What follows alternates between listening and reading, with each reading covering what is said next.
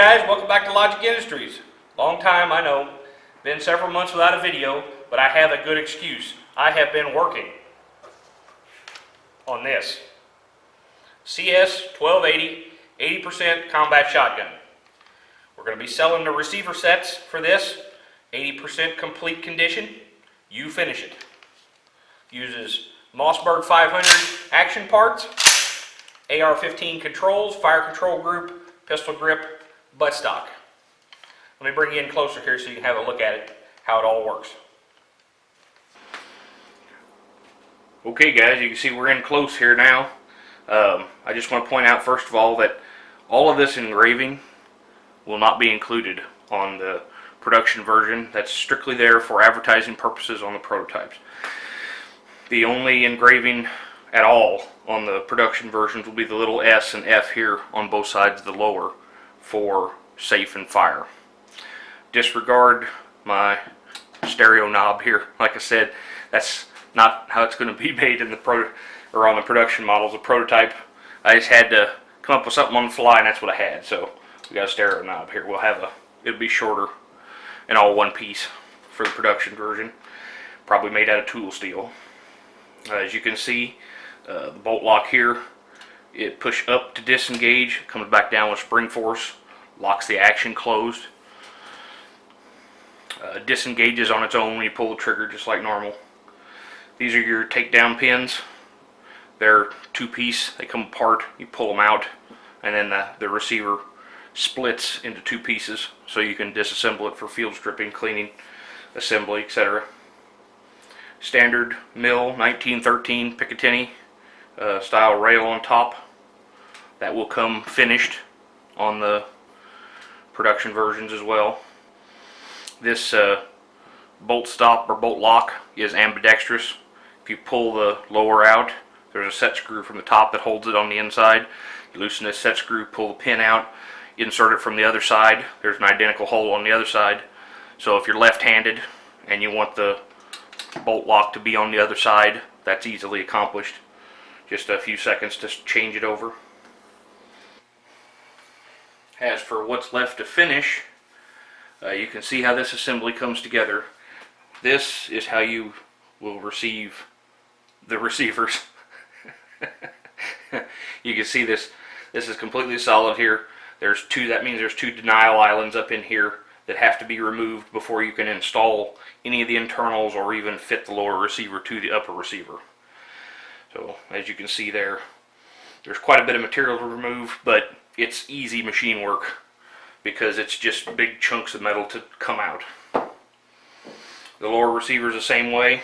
You have to open up the entire trigger pocket, and you have to drill the 5 cross holes in the lower.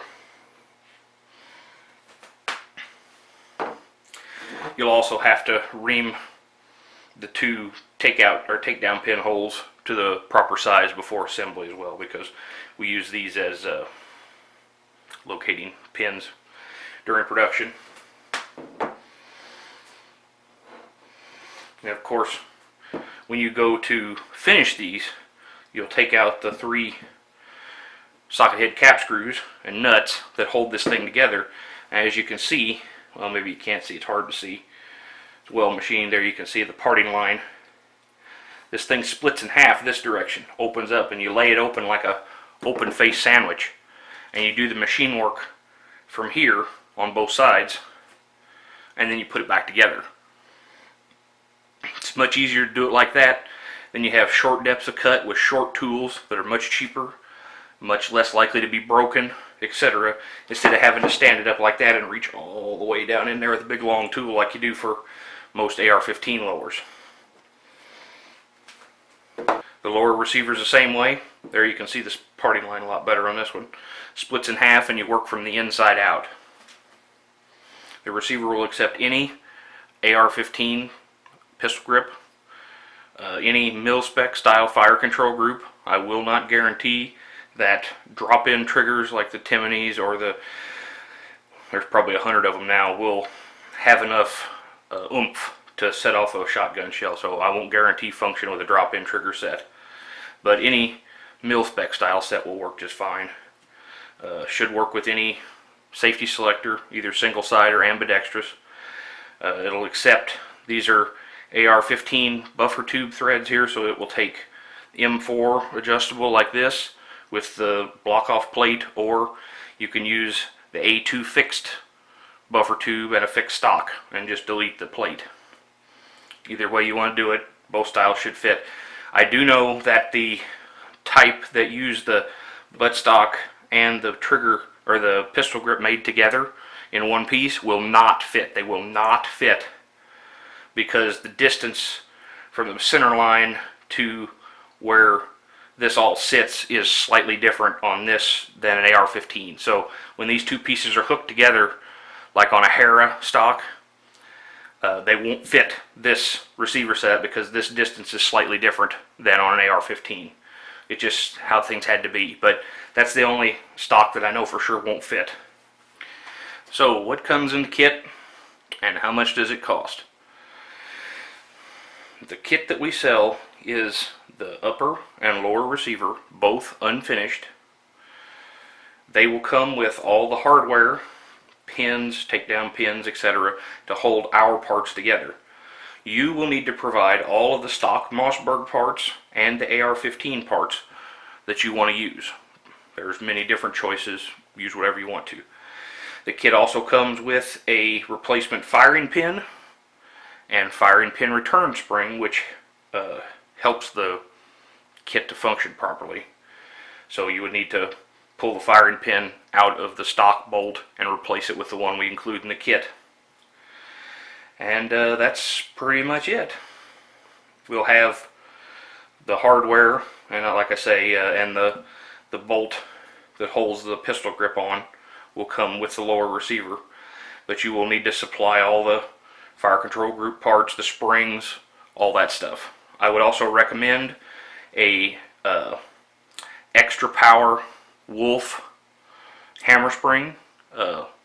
Seems to help with the ignition reliability.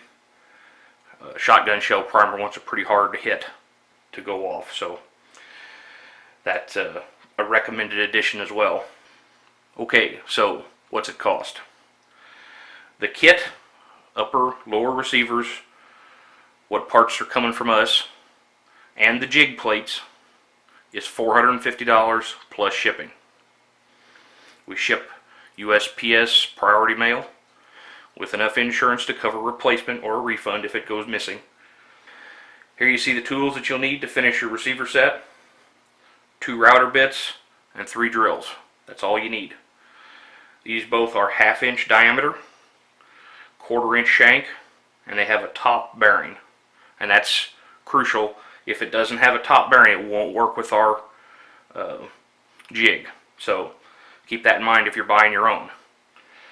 Then you also need a 5/32 drill, a letter F drill, which is 0.257 inches in diameter, and a 3/8 inch drill.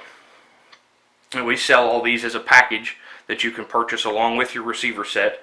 They're $60 from us. You might be able to buy them cheaper somewhere else. There's nothing proprietary here. You can get them anywhere you want as long as they look like this and function the same way. They should work just fine. We'll also sell them individually if you damage something and need a replacement. Okay, so that basically covers the in-close details. We're going to go shoot it now.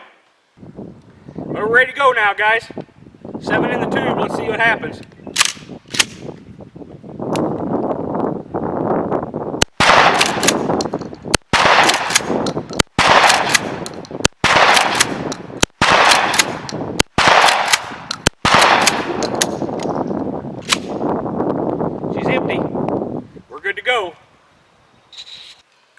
Well, as you can see, she runs good. We're going to have the pre-order for these up on our website starting right now. The link is down in the doodly-doo. Thanks for watching, guys.